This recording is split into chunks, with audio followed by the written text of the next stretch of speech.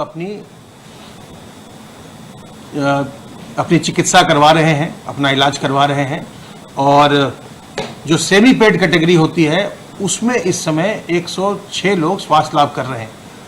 आज से एक जो सेमी पेड कैटेगरी थी, क्योंकि अब जब से होम आइसोलेशन का विकल्प हो गया है तब से धीरे धीरे इसकी उपयोगिता कम दिखाई पड़ रही थी, तो आज यह निर्णय लिया गया है, इसका शासनादेश भी जारी हो गया है कि जो मरीज सेमी पेड L1+ कैटेगरी में अभी हैं वो अपनी अवधि वहां पूरी कर लेंगे। अब नए मरीजों को सेमी पेड L1+ कैटेगरी में एडमिट नहीं किया जाएगा। अब वो होम आइसोलेशन में लोग रहेंगे या जो हमारी L1, L2, L3 की व्यवस्था है उसमें वो भर्ती होंगे।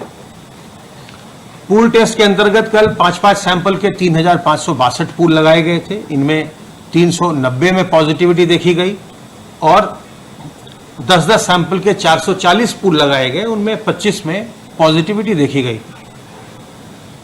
ई संजीवनी का प्रदेशवासी निरंतर उपयोग कर रहे हैं और जो टेली कंसल्टेशन होता है जिसमें वीडियो कॉन्फ्रेंस के माध्यम से आप डॉक्टर से सलाह प्राप्त करते हैं, उसका लाभ निरंतर प्रदेशवासी ले रहे हैं। कल भी प्रदेश में 2,650 लोगों ने ई संजीवनी पोर्टल पर चिकित्सकीय परामर्श प्राप्त किया और अब तक कुल मिलाकर के 1,08,223 व्यक्ति इसका लाभ प्राप्त कर चुके हैं, इस पोर्टल से लाभ प्राप्त कर चुके हैं।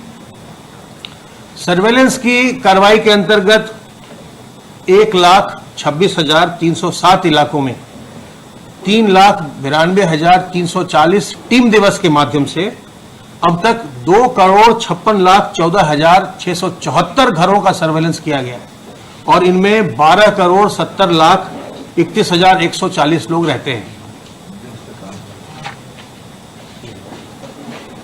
प्रदेश में अब तक 64,579 कोविड हेल्प डेस्क की स्थापना की जा चुकी है और इनके माध्यम से अब तक 8 लाख से अधिक लक्षणात्मक व्यक्तियों की पहचान की गई है।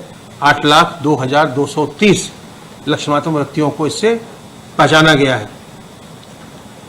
जो प्रदेश में कुल संक्रमण आया है अभी तक, उसका जो अगर हम एज वाइज डिस्ट्रीब्यूशन देखें तो 0 से 20 वर्ष के आयु वर्ग के लोगों में ये 13.77% देखा गया। 21 से 40 वर्ष तक के लोगों में ये 47.92% देखा गया। 41 से 60 वर्ष के आयु वर्ग के लोगों में 29.02% देखा गया और जो 60 साल से अधिक उम्र के लोग जो हमारे बुजुर्ग हैं उनमें ये प्रतिशत 9.29% है। तो ये 60 साल से अधिक उम्र के व्यक्तियों में जो उनके बीच संक्रमण है उसकी भागीदारी, उसका प्रतिशत थोड़ा थोड़ा बढ़ रहा है। इस पर हमें सावधान रहने की आवश्यकता है। पुरुषों में लगभग 68.5% और महिलाओं में लगभग 31.5% संक्रमण देखा गया है। ये आवश्यक है कि हम सावधानी बरत करके अपने बुजुर्गों को, गर्भवती महिलाओं को, छोटे बच्चों को और जो पहले से जो लोग कमजोर हैं या बीमार हैं उनको हम संक्रमण से बचा के रखें। और इसके लिए अपने हाथ को साबुन पानी से बार बार धोते रहिए। अपने मुंह और नाक को मास्क, गमछा, रुमाल, दुपट्टा आदि से सार्वजनिक स्थलों पर हमेशा ढककर रखिए और लोगों से 2 गज की दूरी बनाइए। 2 गज की दूरी और मास्क है जरूरी। अगर इस नारे को अपनाएंगे, अमल में लाएंगे तो आप संक्रमण से बचे रहेंगे, स्वस्थ रहेंगे, खुद भी संक्रमण से बचेंगे और दूसरों को भी बचाएंगे। क्योंकि आप जानते हैं कि संक्रमण के फैलने का जरिया मनुष्य है। अगर एक मनुष्य संक्रमित नहीं होगा तो फिर दूसरे को भी वो संक्रमित नहीं करेगा। इसलिए हम सबको सावधान रहकर, सतर्क रहकर संक्रमण से बचना है। आप सबसे अनुरोध है कि सावधानी बरतें, सतर्क रहिए, संक्रमण से बचे रहिए, तनाव मुक्त रहिए, स्वस्थ रहिए और प्रसन्न रहिए। और याद रखिए कि आज उत्तर प्रदेश ने 1 करोड़ से अधिक टेस्ट पार किया।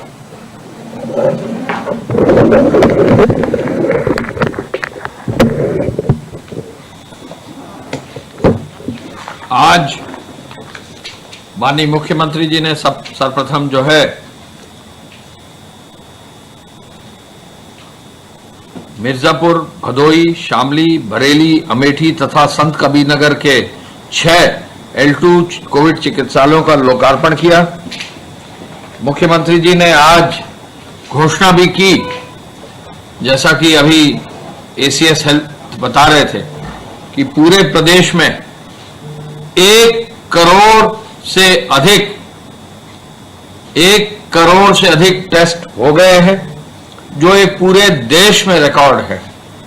प्रत्येक जनपद में L1 चिकित्सालय की श्रृंखला हो गई है, L2 डेडिकेटेड कोविड चिकित्सालय की स्थापना है और उच्च चिकित्सा संस्थान और मेडिकल कॉलेजेस में L3 कोविड चिकित्सालय के निर्माण को तेजी से कराया जा रहा है। उन्होंने कहा कि प्रदेश सरकार ने कोविड-19 की पॉजिटिविटी दर और मृत्यु दर को नियंत्रित करने में सफलता प्राप्त की है, साथ ही रिकवरी रेट को बेहतर करके आम जनमानस में विश्वास पैदा किया है। मुख्यमंत्री जी ने कहा कि यह सब प्रदेश में टीम वर्क से संभव हुआ है। इस टीम वर्क का ही परिणाम है कि आज 6 नए L2 कोविड चिकित्सालय प्रदेशवासियों को सेवा में समर्पित किए जा रहे हैं। उन्होंने कहा कि पहले प्रदेश में 36 ऐसे जिले थे जहां वेंटिलेटर या HFNC युक्त कोई सुविधा नहीं थी।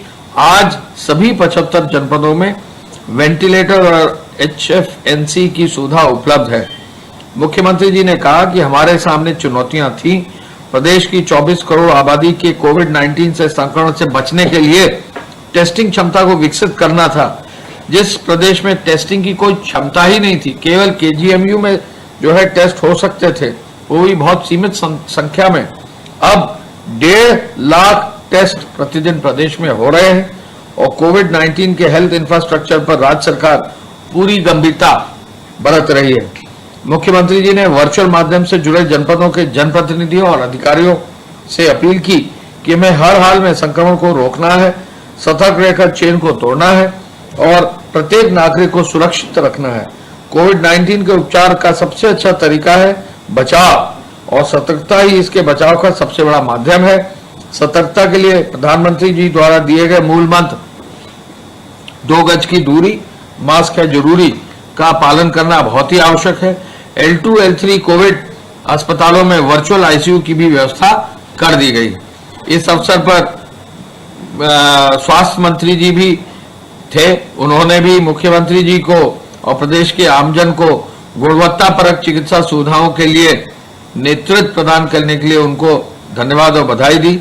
ये जानकारी में देना चाहेंगे कि मिर्जापुर के ट्रॉमा सेंटर को पूर्ण रूप से सुसज्जित कर L2 चिकित्सालय बनाया गया है। इसमें 50 शैय्याएं होंगी और 23 ICU, 18 वेंटिलेटर और 5 HFNC बेड्स होंगे। इस चिकित्सालय में 1 निश्चेतक, 1 फिजिशियन और 3 MBBS चिकित्सक और 15 अन्य पैरामेडिकल स्टाफ लगाए जाएंगे। भदोई में 100 शैय्या युक्त बनेगा और शामली में 100 शैय्या युक्त उपलब्ध होंगी। बरेली में 300 बेडेड चिकित्सालय बनेगा और साथ ही साथ जो है अमेठी में जो व्यवस्था होगी 102 शैय्या उपलब्ध हो पाएंगी और संत कबीर नगर में लगभग 50 शैय्या युक्त बेड्स होंगी। इसका विस्तृत विवरण आपको दिया जाएगा। मुख्यमंत्री जी ने जो ये रिकॉर्ड टूटा है 1 करोड़ टेस्ट का, इसका और आगे बढ़ाते हुए door to door survey, surveillance और मेडिकल टेस्टिंग पर और तेजी लाने के लिए कहा है। उन्होंने जो है कोरोना से प्रचार के लिए इंटीग्रेटेड कमांड कंट्रोल सेंटर से बेहतर व्यवस्था के लिए निर्देश दिए हैं और integrated command and control centre को पूरी सक्रियता से चलाने का भी निर्देश दिया है। होम आइसोलेशन के मरीजों को संवाद स्थापित करते हुए हेल्पलाइन के माध्यम से उनसे संवाद स्थापित किया जाए। सर्वेलेंस कार्यों को निरंतर मॉनिटरिंग की जाए और किसी भी स्तर पर सर्वेलेंस की गतिविधि में कोई गैप ना हो, कोई कमी ना हो। उन्होंने कोविड अस्पतालों की व्यवस्था को चुस्त दुरुस्त बनाने के निर्देश भी दिए हैं।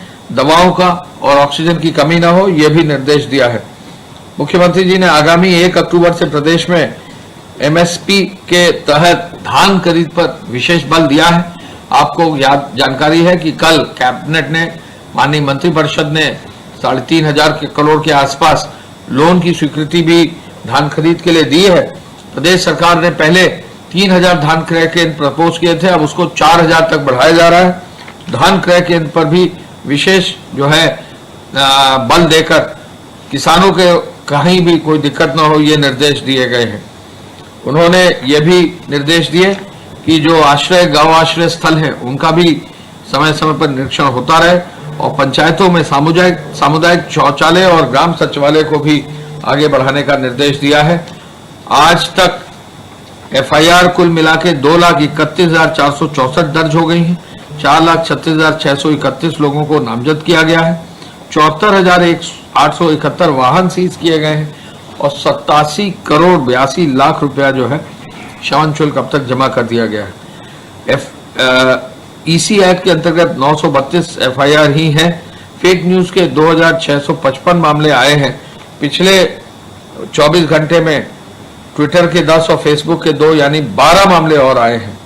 अभी तक कुल 105 FIR दर्ज की गई है। जहां तक कंटेनमेंट जोन का सवाल है, कंटेनमेंट जोन की संख्या काफी सीमित कर दी गई है। 17,601, चूंकि संख्या कम हो रही है तो 17,601 कम हुआ है। 1,199 थाने हैं, 12,74,000 मकान हैं और 70,89,000 मात्र उस क्षेत्र की पॉपुलेशन है जिस क्षेत्र में कंटेनमेंट जोन्स बनाए गए हैं। अब तक 47,117 लोग पॉजिटिव हैं उन कंटेनमेंट जोन पर और उनका विशेष ख्याल जो है रखा जा रहा है। मैं ये भी बताना चाहूंगा कि कल 24 घंटे में पूरे प्रदेश में जो आवागमन हुआ है उसके तहत कुल 11,09,000 लोग चले हैं बसों में, 7,747 बसों में। कल विदेशी फ्लाइटों से 1,848 लोग आए हैं और 203 ट्रेनों से लगभग 69,880 यात्रियों ने ट्रैवल किया है। पुनः इस अवसर पर मैं कहना चाहूंगा कि प्रदेश ने 1 करोड़ टेस्ट का जो ये लक्ष्य था 30 सितंबर का समय पूरा किया है। अब एवरेज टेस्टिंग यूपी में 1.5 लाख से अधिक की हो रही है। एवरेज टेस्टिंग का भी 33% RT-PCR से हो रहा है। ये बहुत बड़ा अचीवमेंट है और यही टेस्टिंग है जो प्रदेश को आगे बढ़ाने में और प्रदेश में केसेस को आइडेंटिफाई करके समय से उनका उपचार करने में सहयोग दे रहा है। धन्यवाद।